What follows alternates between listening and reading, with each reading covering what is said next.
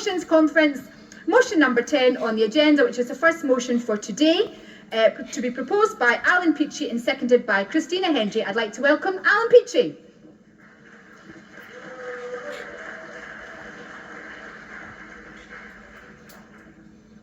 Thank you, Chair. Conference.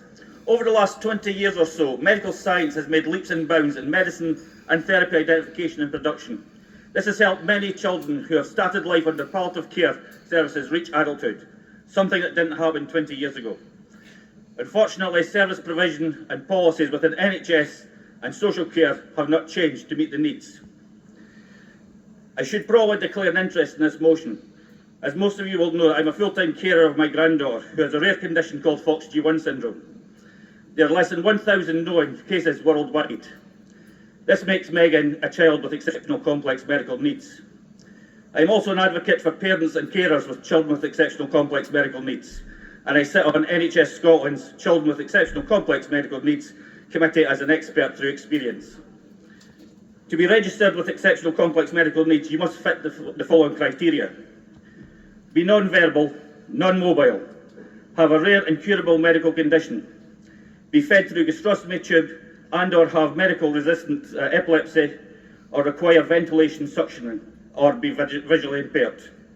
There are just under 800 children in Scotland registered as children with exceptional medical complex needs.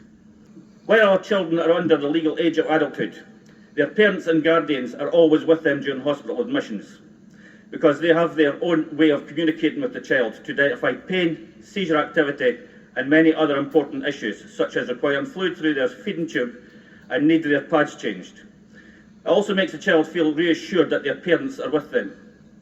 Once they reach the age of 18, they are put into adult services, which means they are placed in adult wards without suitable bed, parent and carers unable to stay with them at night, therefore unable to have their needs acknowledged or met. Plus, we do not have trust in the current system to ensure the child is placed in the same-sex ward, as being non-verbal and non-mobile makes them extremely vulnerable. As children, they are entitled to overnight respite with 24-hour specially trained nursing and support staff with others who have exceptional medical needs.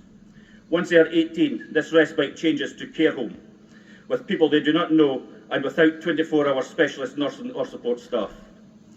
While we welcome the great advances in medicines and therapy, we must acknowledge that the age of an individual does not always coincide with their mental capacity or ability that must be taken into consideration, and is why a stage rather than age service provision is necessary within the NHS and the care services.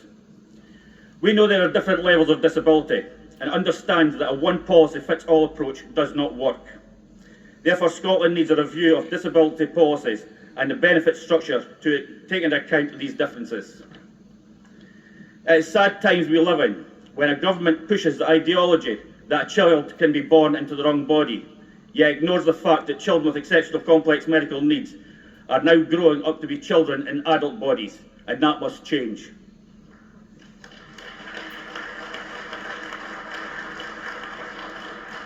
Many children with exceptional medical needs are under foster care, not because their parents are bad people, but because they struggle to cope with their child's condition, and out of love, they give their child to someone they believe could give the child a better life and keep them safe.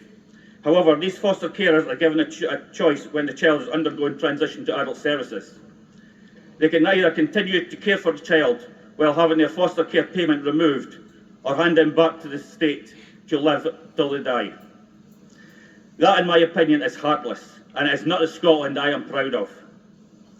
We should lead the way in foster care by introducing a stage, not age system, which would allow us to introduce a lifelong foster care system. Parents must seek a solicitor when their child is transforming to adult services to obtain a welfare guardianship and financial guardianship, which is a long, drawn-out and very intrusive procedure, which can take up to 2 years to complete. They then lose the benefits related to raising a child, even though they will forever be raising a child, regardless of that child's age. By having a stage, not age, we again would be leading the way by cutting out the red tape and the intrusive procedures carers and their child are put through, and ensure families are given the financial help they need. To let you understand a bit about living with exceptional complex medical needs, let me take you on a little journey. Many of our kids start as swans. This stands for syndrome without the name. It sometimes takes many years to get a diagnosis.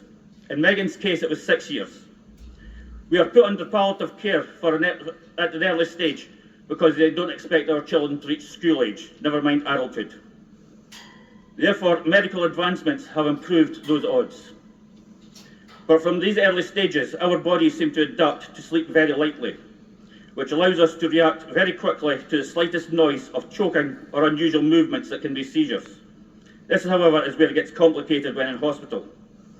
Our children often have movement disorders that look very similar to seizure activity.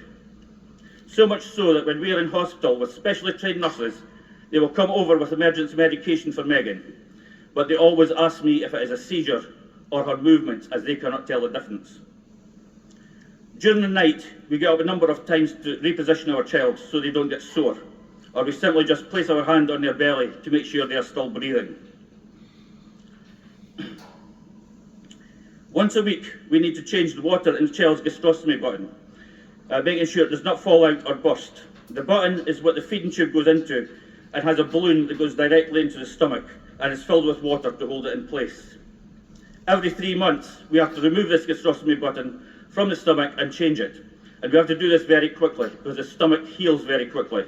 You have approximately 5 minutes to have this procedure done, or you have to take the child up to have another operation to have it reopened. We are constantly in touch with medical professionals and have open access to hospital ward. Therefore, our children bypass A&E when blue lighted to hospital. This all stops when we go to adult services and we lose our point of contact and we'll have to deal with multiple professionals, making it more difficult for us to have quick responses to issues we encounter. That is a very short example of our lives. To go into details would lead to me being thrown from the stage from Tasmania, as I would be out talking David Henry. But in all serious conference, Alba are the first political party to talk about exceptional medical needs. Please support this motion so we can also be the first party to have a policy on it and give those carers like myself hope that we have support from out with our small network of friends and supporters, and give us hope that someone is listening to us. Conference, I move this motion. Thank you. Second the motion, Christina obviously also works in this area and has studied in it and continues to study in it. Welcome, Christina.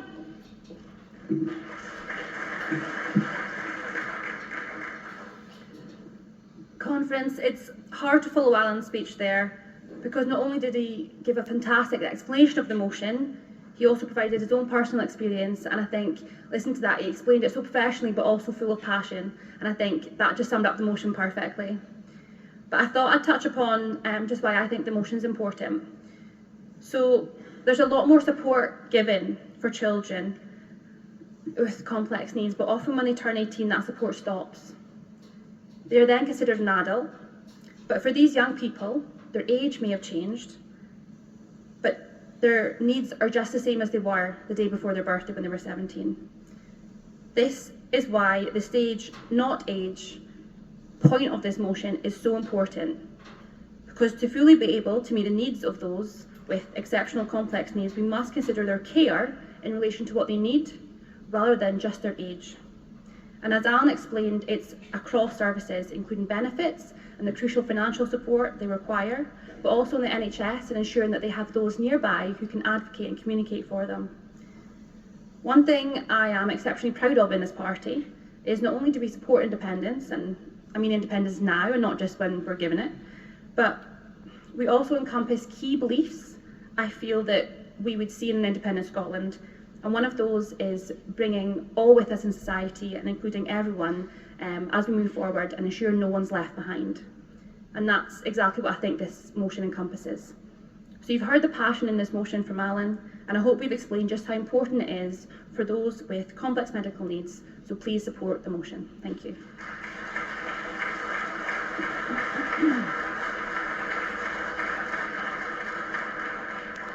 Thank you very much indeed. There are no cards in against. Can I ask that motion number 10 be passed by acclaim?